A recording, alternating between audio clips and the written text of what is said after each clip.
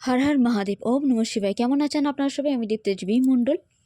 শিবের শিব ঠাকুরের আমার নাথ দেবাদিদেব মহাদেবের আশীর্বাদ কি সেটা নিয়ে যখন আমি চলে এসেছিলাম, এবারে তো শক্তিকে না আনলে নয়, তাই মা কালীর বা মা দুর্গা যাই বলুন না কেন, শক্তি, মাতা শক্তির আশীর্বাদ কি আপনাদের জন্য, বিশেষ করে কালী মায়ের আশীর্বাদ কি আপনাদের জন্য, আসুন দেখে নেওয়া যাক। যদি এই ভিডিও আপনাদের একটু মনে হয় আপনাদের উপকারে লেগেছে, তাহলে কিন্তু অবশ্যই লাইক, কমেন্ট, শেয়ার, সাবস্ক্রাইব করতে ভুলবেন না। আর এই ভিডিও কালেকটিভ, তাই সবার কাছেই পৌঁছাবে এমনটা নয়, বাট যাদের কাছে পৌঁছাবে অবশ্যই আপনার লাকি। মা আপনাদের চুজ করেছে, বলে না চুজ দেন ওয়ান। তো মা যাকে চুজ করে সে সত্যি খুব লাকি হয়। যাক, কথা না বাড়িয়ে, মা বলছেন নিজেদের ভেতর যা কিছু আপনারা আর বয়ে নিয়ে যেতে পারছেন না, বলা বাহুল্য, যেটা রিলিজ করার প্রয়োজন, যে নেতিবাচক ঘটনা বা পরিস্থিতি আপনাদের মনে দাগ কেটেছিল, সেই জিনিসগুলো আপনাদের এবারে কুরে কুরে খাচ্ছে বা মনে মানসিক শান্তি ভঙ্গ করছে, তেমন জিনিসকে মন থেকে বিতাড়িত করুন। তারা মনেতে স্থান পাওয়ার জায়গা না। মনে স্থান কারা পায়? অবশ্যই শিবশক্তি পায়, হরগৌরী পায়, রাধাকৃষ্ণ পায়। এনাদের মনে স্থান দেওয়া উচিত, বা মনের কাছের মানুষটাকে বা পরিবারের আপনজনদের মনে স্থান দেওয়া উচিত।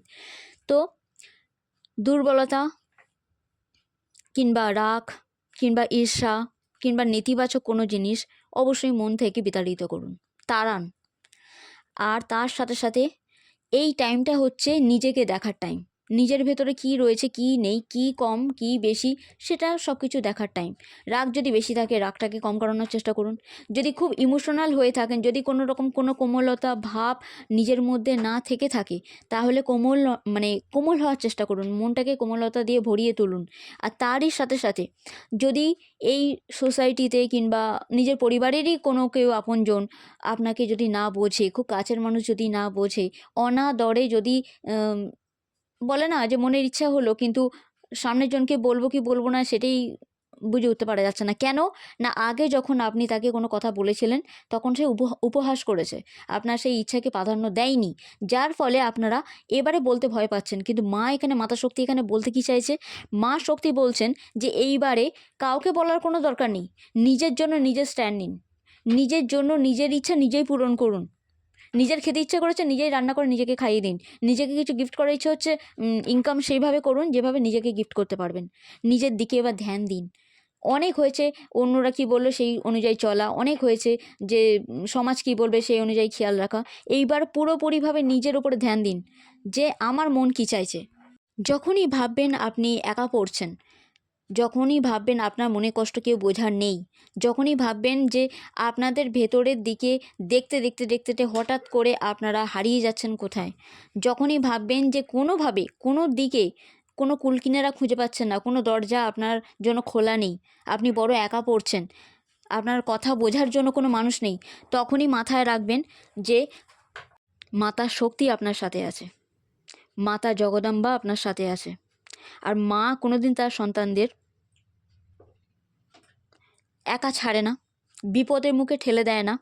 আর কোনোভাবে এমন কিছু শক্তি, যে শক্তি আপনার সারাক্ষণ আপনার পিছনে ঢাল হয়ে দাঁড়িয়ে আছে, আর এই শক্তি আপনাদেরকে একটা অপরূপ সৌন্দর্যের দিকে ঠেলে দিচ্ছে। মানে নিজেকে কেয়ার করুন, নিজের দিকে ধ্যান দিন, নিজেকে সাজান, নিজের জন্য বাঁচুন। আগে এতদিন যদি সবার জন্য বেঁচে থেকেছিলেন, এবারে নিজের দিকে ধ্যান দেওয়া খুব প্রয়োজন।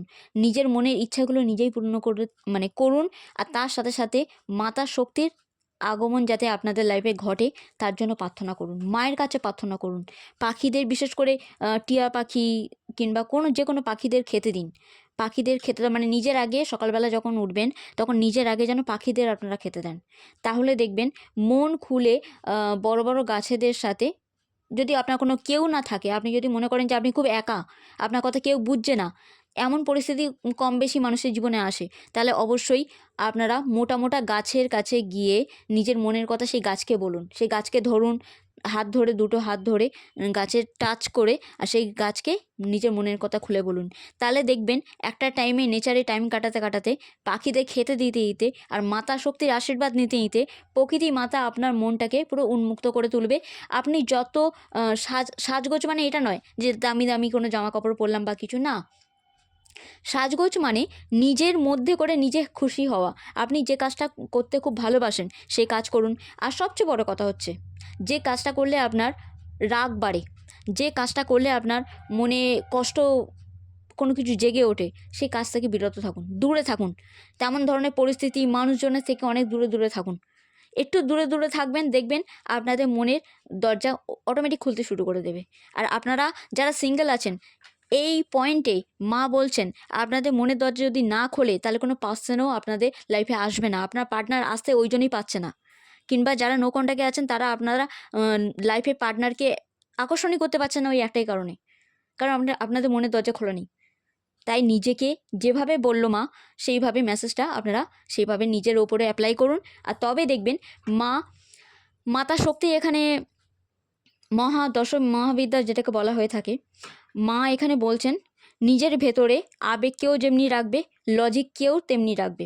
দুটো রেখে তারপরে একসাথে যদি পথ চলে এগিয়ে যান, তাহলে আপনারা বুঝতে পারবেন যে আপনাদের ভেতরে একটা জাগ্রত ভাব কাজ করছে, যেটা আপনাদেরই জন্য মানে পজিটিভ বেনিফিটও দেবে। আর মায়ের মতো হিং মন্ত্র জপ করবেন।